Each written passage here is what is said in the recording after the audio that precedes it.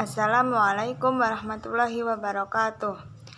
Nama saya Niken Amanda, NPM 2001010038.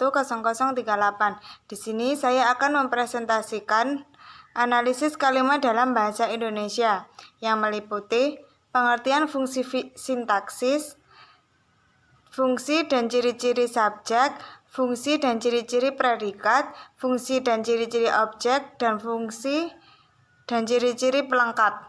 Yang pertama, pengertian fungsi sintaksis. Fungsi sintaksis adalah hubungan antara unsur-unsur bahasa dilihat dari sudut penyajiannya dalam ujaran atau klausa. Jenis fungsi sintaksis yang umum diakui adalah subjek, predikat, objek, dan pelengkap dan keterangan. Fungsi sintaksis memegang peran penting dominan dalam teori tata bahasa dependensi yang menguraikan setiap unsur kalimat menjadi fungsi sintaksis spesifik. Fungsi dan ciri-ciri subjek. Fungsi subjek adalah pokok dalam sebuah kalimat. Pokok kalimat itu dibicarakan atau dijelaskan oleh fungsi kalimat lain, yaitu predikat. Ciri-ciri subjek. 1. Jawaban apa atau siapa. 2. Dapat didahului oleh kata bahwa. 3. Berupa kata atau frasa benda. 4. Dapat disertai kata ini atau itu. 5. Dapat disertai pewatas yang. 6. Tidak didahului preposisi di, dalam, pada, kepada, bagi, untuk, dan lain-lain. Hubungan subjek dan predikat dapat dilihat pada contoh di bawah ini. Adik bermain, dengan adik sebagai subjek dan bermain sebagai predikat. Fungsi dan ciri-ciri predikat. Fungsi predikat. Predikat merupakan unsur yang membicarakan atau menjelaskan pokok kalimat atau subjek. Hubungan predikat dan pokok-pokok kalimat dapat dilihat pada contoh berikut. Ibu memasak, dengan ibu sebagai subjek dan memasak sebagai predikat. Predikat mempunyai ciri-ciri sebagai berikut. 1. Bagian kalimat yang menjelaskan pokok kalimat. 2. Dalam kalimat susun biasa, predikat berada langsung di belakang subjek. 3. Predikat umumnya diisi oleh verba atau frasa verba. 4. Dalam kalimat susun biasa, predikat berintonasi lebih rendah. 5. Predikat merupakan unsur kalimat yang mendapatkan partikel lah. Predikat dapat merupakan jawaban dari pertanyaan apa yang dilakukan atau bagaimana. Fungsi dan ciri-ciri objek. Fungsi objek adalah unsur kalimat yang kehadirannya dituntut oleh verba transitif pengisi predikat dalam kalimat aktif. Objek dapat dikenali dengan melihat verba transitif pengisi predikat yang mendahuluinya seperti yang terlihat pada contoh berikut. Dosen menerangkan materi, dengan dosen sebagai subjek, menerangkan sebagai predikat, dan materi sebagai objek.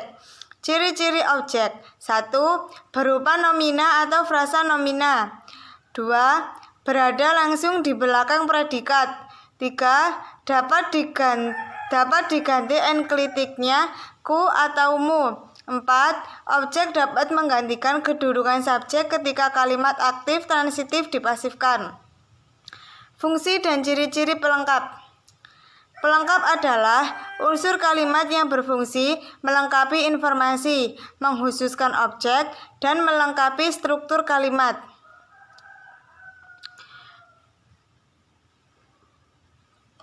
Ciri-ciri pelengkap yaitu 1.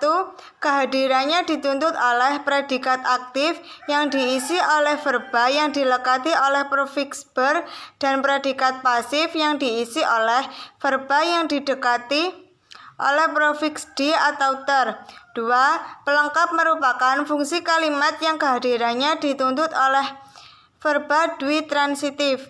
3. Pelengkap merupakan unsur kalimat yang kehadirannya mengikuti predikat yang diisi oleh verba adalah, ialah, merupakan, dan menjadi. Dalam kalimat, jika tidak ada objek, pelengkap terletak langsung di belakang predikat. Tetapi, kalau predikat diikuti oleh objek, pelengkap berada di belakang objek. 5. Pelengkap tidak dapat diganti dengan pronominalnya. 6. Satuan bahasa posisi pelengkap dalam kalimat aktif tidak mampu menduduki fungsi subjek apabila kalimat aktif itu dijadikan kalimat pasif. Fungsi dan ciri-ciri keterangan. Fungsi keterangan. Keterangan adalah unsur kalimat yang memberikan keterangan kepada seluruh kalimat. Contoh, ibu membeli kue di pasar dengan ibu sebagai subjek, membeli sebagai predikat, kue sebagai objek, dan pasar sebagai keterangan tempat. Ciri-ciri keterangan. 1. Bukan termasuk ke dalam unsur utama. Tidak bersifat wajib seperti subjek, predikat, objek, dan pelengkap. 4. 2. Tidak terikat dengan posisi, mempunyai kebebasan tempat di awal atau di akhir, atau di antara subjek dan predikat. Kesimpulannya yaitu, berdasarkan uraian di atas, sintaksis bahasa Indonesia adalah cabang ilmu bahasa yang membahas tata kalimat bahasa Indonesia. Ada sejumlah alat sintaksis yang mengatur unsur-unsur bahasa sehingga terbentuk satuan bahasa yang disebut kalimat. Secara umum, sintaksis terdiri dari susunan subjek, predikat, objek, pelengkap, dan keterangan. Sekian, saya akhiri. Wassalamualaikum warahmatullahi wabarakatuh.